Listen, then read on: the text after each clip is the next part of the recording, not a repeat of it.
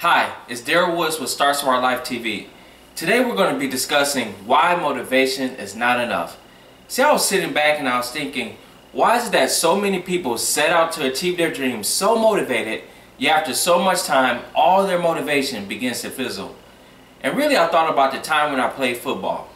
See, as a football player, before a game was probably one of the most exciting parts of the game. You had different chants that you did, different songs that you sung, and really it was just a time where the team got together and motivated themselves.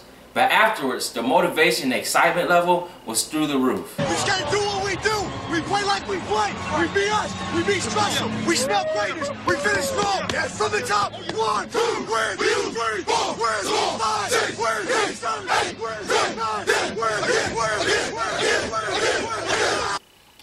But then we'll start the game, and they will score on the first drive or get a really big hit on the first drive. And it seemed at that very moment, all the motivation that we started off with completely disappeared. Now, why do I bring this up? See, life can be the exact same way. You can start that new career, start your new dream, start pursuing a new job, and you can start with so much motivation, but after a while, that motivation will begin to fizzle. See, life is a tough opponent. Life will give you tough blows. There will be times when you lose, times when you experience rejection, times when you just won't get your desired outcome. But here's the difference between life and football. You can lose one game and still have the entire season ahead of you. You can lose that game, put it behind you, and move on to the next one with a new level of excitement and motivation. With life, it seems that people do the exact opposite. They lose the game, they don't get their desired outcome, they get one rejection, and they throw the entire season out the door. They start with so much motivation, but it just wasn't enough. I don't want this to be you. That's why today I'm going to give you 5 keys to dominating the game of life. Number 1, create positive habits. We all have different habits that we practice on a consistent basis. We may go to sleep at the same time, we may wake up at the same time, we watch a certain amount of TV, and really there's consistent things that we do on a daily basis that create our habits. Now the difference is whether your habits push you away from or towards your dreams. Now for example, I once had a really bad habit of oversleeping. I could oversleep for a half hour, but for the rest of my day I could be very groggy throughout the day. Now needless to say, this habit pushed me away from my dreams as I didn't have enough focus to focus on what really mattered. Now the great part about creating your habits is that once you create positive habits, you will have them forever. Your life can be like a roller coaster, but your habits will keep you stable and consistent. And whether you have a bad day or a good day, as far as results, you know that your habits are pushing you towards your dreams. Number 2, change your attitude about failure.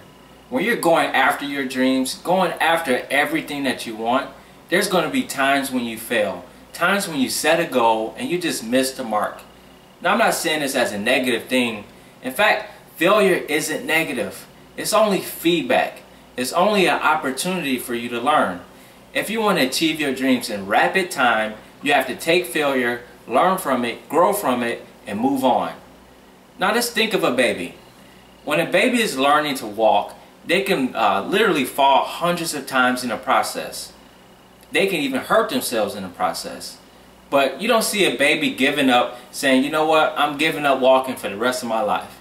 They don't do that. They get up, they learn from it, and they move on. They can even hurt themselves, start crying, but right after that, they'll be right back on their feet, moving on to the next thing, learning how to walk until eventually they're walking. They don't allow yesterday's failure to determine today's grind. Number 3, have a next step attitude. One of the biggest mistakes you can make when achieving your dreams is looking at the overwhelming big picture. Sometimes the big picture can actually demotivate you. Instead of focusing on the big picture, just focus on the next step. Think of climbing a staircase. A staircase can be huge, and actually it can be overwhelming if you think about it. But if you focus on the next step and the next step that you have to take, it'll eventually get you to the top. Now I think about when I wrote my first book. Writing a book can be pretty overwhelming.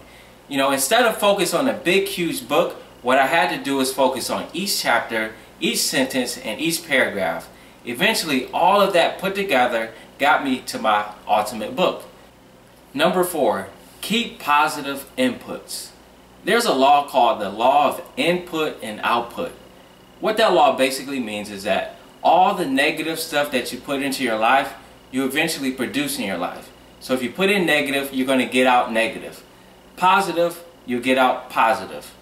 Now going back to our football example, once we started to lose the game, what the coaches would do, they would try to do everything they could to get our spirits back up, to keep us motivated. They'll say, get your head back in the game, or you can do this, we got this. Now what kind of inputs do you have? When you lose, do you have positive people that says, get your head back in the game? Do you have different books that you read that motivate you and get you back going? Do you have information or videos that you intake that gets you back in the game? Number 5, celebrate. Whenever you get those big breakthroughs, whenever you get those big wins, it's very important that you take time to celebrate it.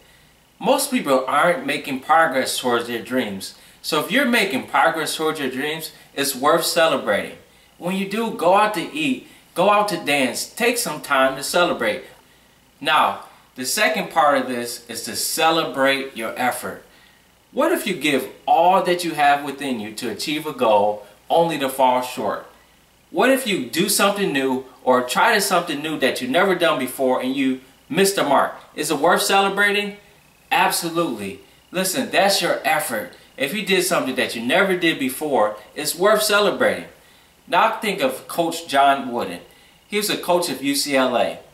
One thing he did with his team is after a game, whether they lost or whether they won, he all based their celebration based on the effort they gave.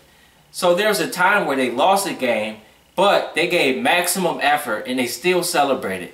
Or there was a time when they won a game and their effort level was horrible and he scolded them. So take on this same attitude and principle. If you give out a full effort, celebrate it. Well, that's it. I hope you enjoyed this as much as I have. If you did, feel free to share this with your friends. Also, feel free to leave any comments or questions below. Now remember this, if there's a dream within your heart, it can become a reality. If you start and simply start smart, you can have the life that you desire.